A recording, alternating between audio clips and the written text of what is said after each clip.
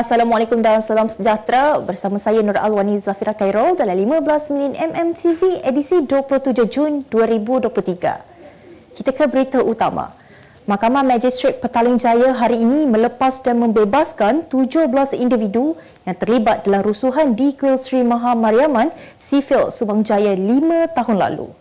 Dalam insiden yang berlaku pada 27 November 2018, seorang anggota bomba Allahyarham Muhammad Adib Muhammad Kasim cedera parah selepas dipukul sekumpulan perusuh dalam operasi memadamkan kebakaran kenderaan di hadapan kuil berkenaan sebelum meninggal dunia di Institut Jantung Negara pada 17 Disember 2018. Pada prosiding hari ini, Magistrate Muhammad Iskandar Zainul memutuskan untuk melepaskan dan membebaskan kesemua tertuduh tanpa memanggil mereka membela diri atas pertuduhan yang dihadapi selepas mendapati pihak pendakwaan gagal membuktikan prima facie dalam kes itu. Ketika membaca keputusannya, Muhammad Iskandar menyatakan tiada pengenalpastian positif tertuduh termasuk melalui pengecaman di kandang sepanjang perbicaraan yang bermula pada tahun 2019, lebih 20 saksi pendakwaan dipanggil memberi keterangan. Mereka didakwa mengikut Seksyen 148 Kanun Kesesaan yang memperuntukkan hukuman penjara maksimum 5 tahun atau denda atau kedua-duanya sekali jika sabit kesalahan. Seramai 31,600 jemaah haji Malaysia kini berada di Arafah untuk berwukuf yang menandakan bermulanya perjalanan teragung rukun Islam kelima itu hari ini.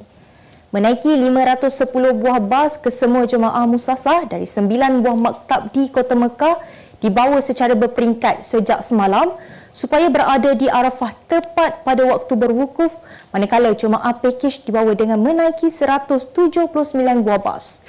Terdahulu, sekumpulan 314 petugas bergerak ke Arafah pada pukul 12.30 tengah malam semalam untuk membuat persiapan terakhir menyambut jemaah, menyelaras pengangkutan klinik dan sebagainya.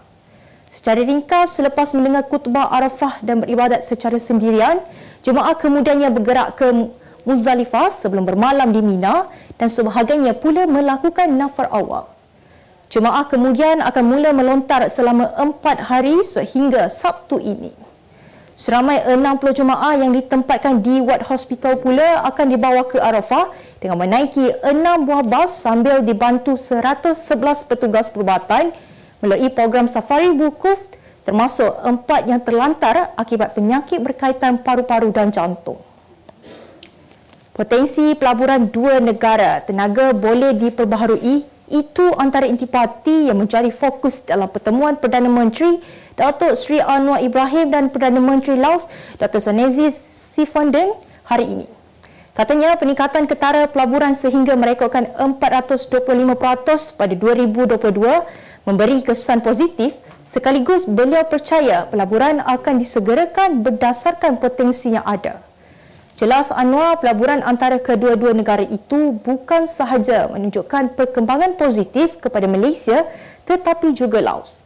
Antara perkara lain yang turut dibincangkan adalah industri halal di mana Perdana Menteri mengalu-alukan Laos untuk bekerjasama termasuk perkongsian ilmu dalam industri tersebut yang sememangnya sinonim dengan Malaysia. Sementara itu, Siphandone berkata kedua-dua negara bersetuju untuk mengukuhkan hubungan bilateral demi manfaat rakyat. Katanya Laos juga sedia untuk meneroka bidang berpotensi seperti tenaga boleh diperbaharui, agrikultur dan pelancongan dengan Malaysia. Suruhanjaya Pencegahan Rasuah Malaysia mengesahkan lebih dari seorang ahli politik yang didakwa melindungi kegiatan judi haram dalam talian di negara ini. Ketua Pesuruhanjaya SPRM Tan Sri Azam Baki bagaimanapun memberitahu pihaknya tidak boleh mendedahkan identiti ahli politik atau parti yang disertai suspek berkenaan kerana siasatan masih berjalan. Menjelaskan siasatan ke atas suspek sudah bermula sejak bulan lalu, jelasnya pihaknya kini masih lagi mengumpul maklumat.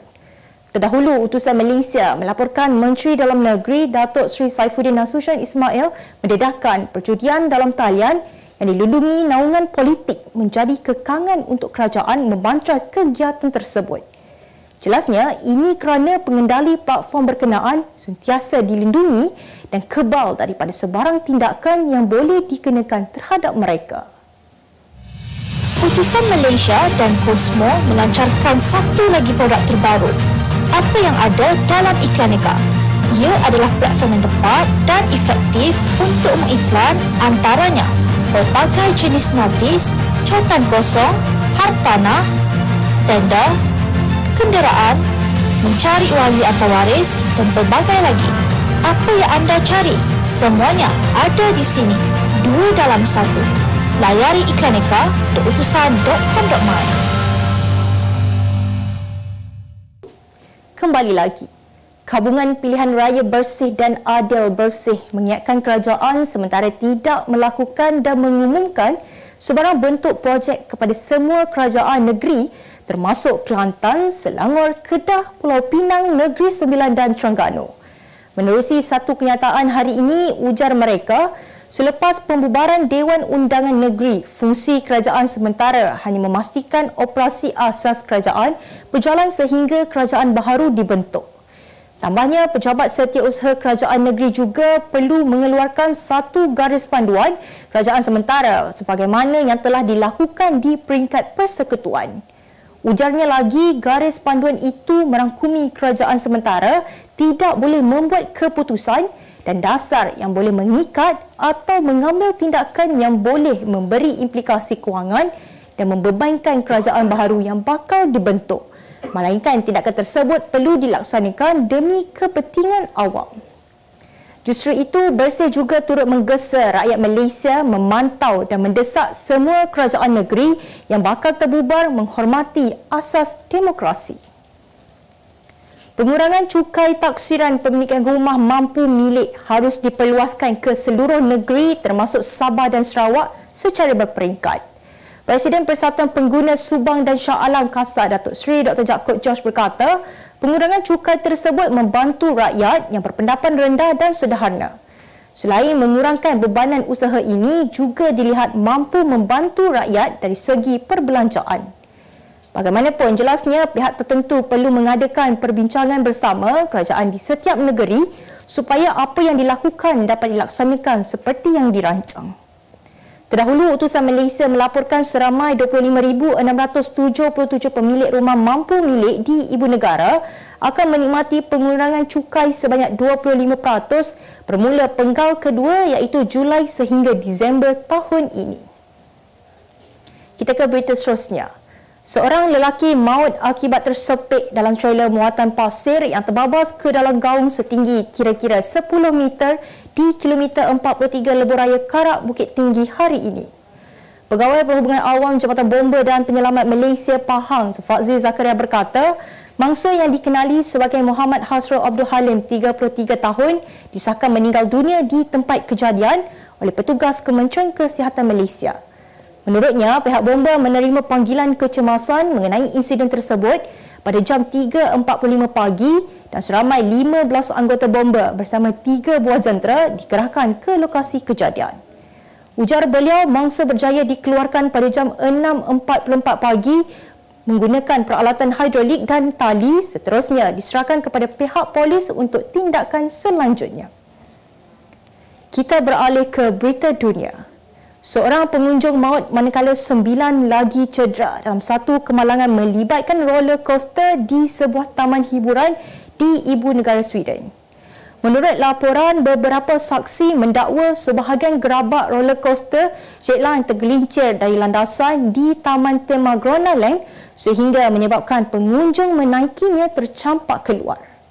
Seorang wartawan yang mengunjungi taman hiburan itu bersama keluarganya memberitahu dia yang berada berhampiran lokasi kejadian terdengar bunyi kuat dan menyedari ia berpunca daripada gegaran struktur landasan semasa kemalangan tersebut. Polis yang kini menjalankan siasatan bagi mengetahui punca sebenar kejadian itu turut memberitahu bahawa kesemua mangsa yang cedera sedang dirawat di hospital.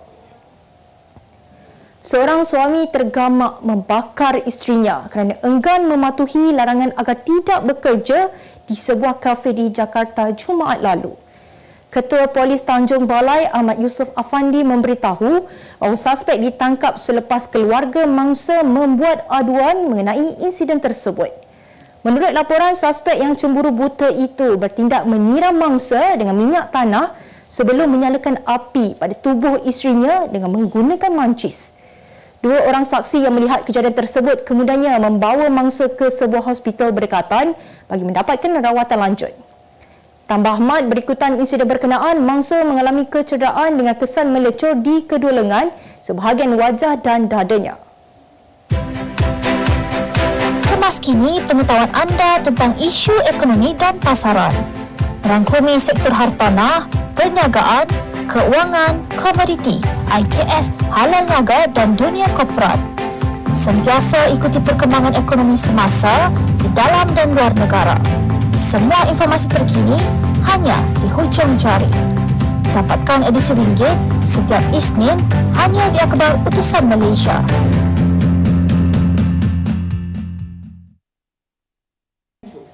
Kita teruskan ke berita ekonomi.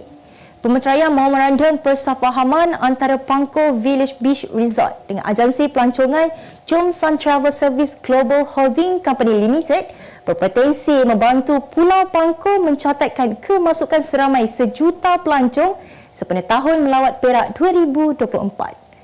Ketua Pegawai Eksekutif Tourism Perak Nurmalis Musa berkata, menerusi pemerintah MOU tersebut, agensi pelancongan tersebut akan membawa masuk antara 150 hingga 200 orang pelancong dari luar negara ke pulau peranginan tersebut pada setiap bulan. Jelasnya, syarikat berkenaan akan membawa pelancong dari China, Korea, Jepun dan Vietnam yang termasuk dalam salah satu destinasi pelancongan tempatan ditawarkan mereka. Kita ke berita sukan. KL City FC berjaya membuktikan bahawa kemelut dalaman yang sedang melanda klub tersebut bukan penghalang bagi mereka untuk ke pentas akhir Piala FA. Pengendali KL City, Boyan Hodak berkata pencapaian tersebut harus membuka mata pihak terlibat agar membantu skuad warga kota kekal bernyawa dalam liga tempatan. Hodak menjelaskan kelab itu berpotensi menjadi antara pasukan tempatan terbaik namun berisiko untuk dibubarkan sekiranya gagal mengatasi isu dalamannya. Tambah beliau lagi, Ketua Pegawai Eksekutif KL City Stanley Burnett berkata, keras bagi mencari peruntukan manakala anak-anak buahnya pula cukup bersabar meskipun kadang-kala berlakunya tunggakan gaji. KL City dilihat semakin menunjukkan peningkatan apabila berjaya mara ke perlawanan akhir buat tahun ketiga berturut-turut meskipun hanya turun dengan reputasi kelab kerdil. Kedudukan perseorangan lelaki negara Lee Zijia dilihat semakin goyah apabila ranking dunianya jatuh 1 anak tangga dalam kemas kini terbaru yang dikeluarkan Persekutuan Badminton Dunia hari ini. Zijia yang mengambil keputusan berehat seketika susulan prestasi mengecewakan sejak akhir ini menghuni kedudukan ke-14 dengan 54,476 mata. Sementara itu, kejayaan bergelar juara terbuka Taiwan 2023 Ahad lepas membantu beregu campuran negara Chen Tangji To Iwei melonjak 4 anak tangga dari kedudukan ke-19 untuk berada di ranking ke-14 dunia. Dalam pada itu, pasangan profesional Goh Sun Huat Shaven Lai Zemi merupakan satu-satunya wakil negara dalam kedudukan 10 teratas selepas kekal di tangga ke-7 dalam ranking. Sebagai penutup 15 minit MMTV hari ini, saksikan laporan cuaca esok Rabu 28 Jun 2023. Jangan lupa dapatkan akhbar utusan Malaysia dan Kosmo untuk berita-berita terkini dan menyeluruh. Sekian sahaja daripada saya, Nur Alwani Zafira Khairul. Assalamualaikum dan didoakan agar kesemua jemaah mendapat haji yang mabrur.